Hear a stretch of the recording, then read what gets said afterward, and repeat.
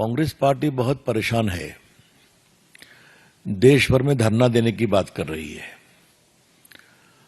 धरना देने का अधिकार उनका है, लेकिन जमीन और फंड लूटने का अधिकार नहीं है उनका। On behalf of the BJP, I wish to clarify at the very outset that though Congress party surely has got the power to and the right to offer dharnas, but it does not extend to misappropriating public property given by the government to National Herald. ये समझना बहुत जरूरी है। मित्रों, आज थोड़ा recall value जरूरी है।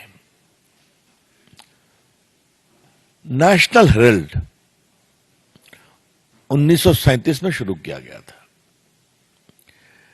इसमें 5000 शेयर होल्डर्स थे जिन्होंने शेयर खरीदे उसके। तो ये नेहरू खानदान की जागीर कभी नहीं रही है। इस बात को समझना बहुत जरूरी है। और बड़े बड़े लोग जो फ्रीडम फाइटर थे, जो बाद में कांग्रेस के बड़े नेता भी बने, मुख्यमंत्री वगैरह बने, ये सबों ने उसमें सहयोग किया। 2008 में नेशनल हेरल्ड का पब्लिकेशन बंद हो गया क्योंकि वो चल नहीं पाया। उसके बाद कांग्रेस पार्टी ने नेशनल हेरल्ड को 90 करोड़ रुपया दिया था, एसोसिएटेड जर्नल लिमिटेड जो इसको पब्लिश करते थे। ये जानना जरूरी है कि कांग्रेस पार्टी एक पॉलिटिकल पार्टी है। पॉलिटिकल पार्टी को कई एग्जम्पशंस हैं, आपको मालूम है। तो वो किसी प्राइवेट बॉडी को पार्टी का फंड नहीं दे सकते हैं। इस बात को समझे आप।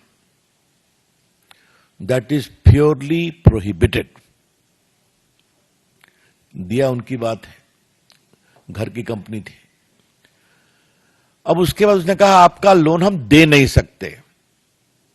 तो दे नहीं सकते तो एक बड़े इंटरेस्टिंग तरीके से एक कॉरपोरेट षड्यंत्र किया गया, कैसे ये पूरी संपत्ति आ जाए परिवार के हाथ में।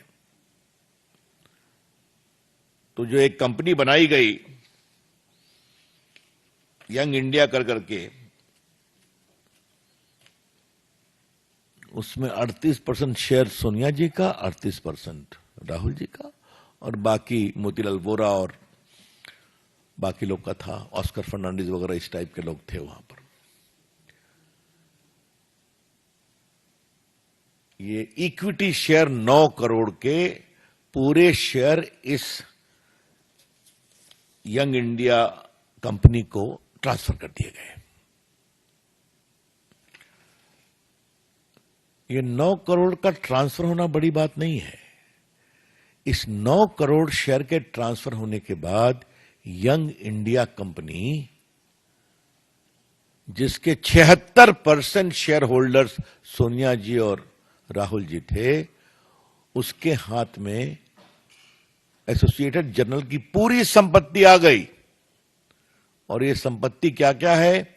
दिल्ली में बहादुर शाह जफर पर एक प्रॉपर्टी, मुंबई में प्रॉपर्टी, लखनऊ में प्रॉपर्टी, भोपाल में प्रॉपर्टी, पटना में प्रॉपर्टी, जो हजारों करोड़ की है। ये कहा गया कि यंग इंडिया लिमिटेड वो नॉन प्रॉफिट ऑर्गेनाइजेशन था, चैरिटेबल पर्पस के लिए। आज तक उन्होंने क्या चैरिटेबल पर्पस किया है कुछ पता नहीं है। इसके बाद एक प्राइवेट कंप्लेंट होता है, बाकी कार्रवाई होती है, फिर ईडी मामले का इन्वेस्टिगेशन करती है। यहां पर 3-4 चीजों को पार्टी के मंच से फैक्चुअली रिकॉल करना जरूरी है।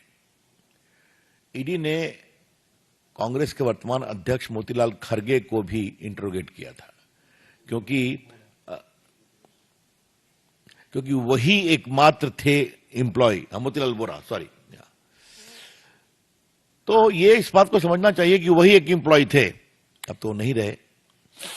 Thank you Sanjay. उसके बाद पवन बंसल थे, उनको इंट्रोगेट किया। फिर सोनिया जी और राहुल गांधी को भी इंट्रोगेट किया। कई घंटों तक। स्वाभाविक कोई जवाब नहीं था। और ये जो करोड़ों 90 करोड़ बकाया था, इसका हिसाब क्या किया जाएगा? तो 50 लाख रुपया दे दिया गया स्टेट जनरल को और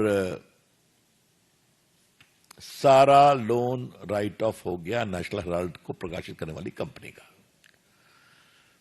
एक बात है, कॉमर्स में इस परिवार का जवाब नहीं है। 50 लाख में 90 करोड़ की संपत्ति प्राप्त कर लेना, 90 करोड़ राइट ऑफ कर देना और हजारों करोड़ की संपत्ति का मालिकाना हक प्राप्त कर लेना। और दूसरे एक सदस्य जो मेंबर हैं 3 करोड़ में जमीन खरीदते हैं हरियाणा में और कमर्शियल यूज हो जाता है और 58 करोड़ रुपए में बेच देते हैं। तो ये तो इस देश को सीखना चाहिए कि ये जो गांधी मॉडल ऑफ डेवलपमेंट है, इसलिए मैं इसको गांधी मॉडल ऑफ डेवलपमेंट कह रहा हूं। गांधी जी नहीं, Gandhi model of development. Be very clear about it.